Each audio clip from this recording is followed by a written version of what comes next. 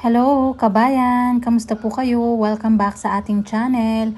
At kung hindi ka pa nakapag-subscribe, please click mo na po yung subscribe button and bell notification button para updated ka sa mga next videos na i-upload ko. Thank you so much! And for this video, gusto ko pong i-share sa inyo yung about sa GCash account secure. So kahapon kasi ay nag 90 days authentication ako. So kailangan kong mag-update ulit at mag-enter ng OTP. And then, after nun ay merong lumabas na kailangan daw i-secure yung account. So, ayun, ginawa ko ay nag-secure account ako. So, ito po yung lumabas siya, yung security update. It's here introducing account secure. Para mas G-safe ka, ang account mo, ang phone mo lang. So, ibig sabihin, kung ano yung naka-register lang dito sa phone, ito lang yung GCash account na pwedeng mai-open. So, account secure, ang phone na ito lamang ang pwedeng maka-access ng iyong GCash account.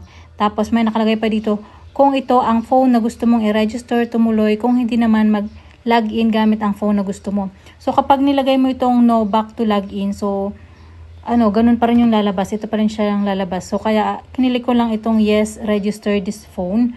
So, after nyan, kailangan mo mag-selfie and then mag-blink ng eye, ganyan. So, para ma-verify nila na ikaw talaga yung nag-secure nitong account mo.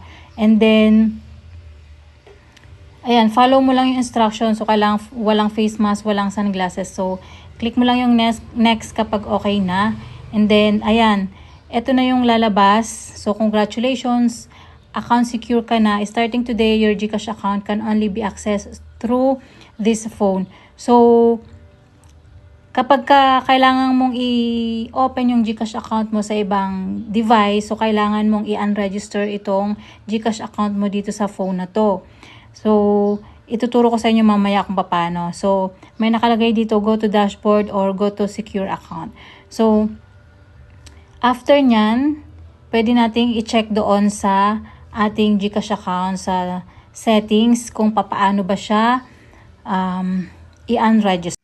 So, ayan, dito tayo sa aking GCash account. So, punta lang po tayo dito sa profile na yan. So, i-click lang natin yan and then click natin yung settings. And punta tayo dun sa account secure. Ayan. May makikita kayo dyan na unregister this phone before you log in sa ibang phone. And then, for your protection, once you unregister, you have to register your device the next time you log in. So, every time po na gagamit kayo ng new device, kailangan pong i-unregister sa previous phone and then, saka nyo lang ma-open at magagamit ang inyong GCash account. So, part po ito ng security update ni GCash. So, para hindi na siya basta-bastang ma-open ng ibang tao yung ating GCash account.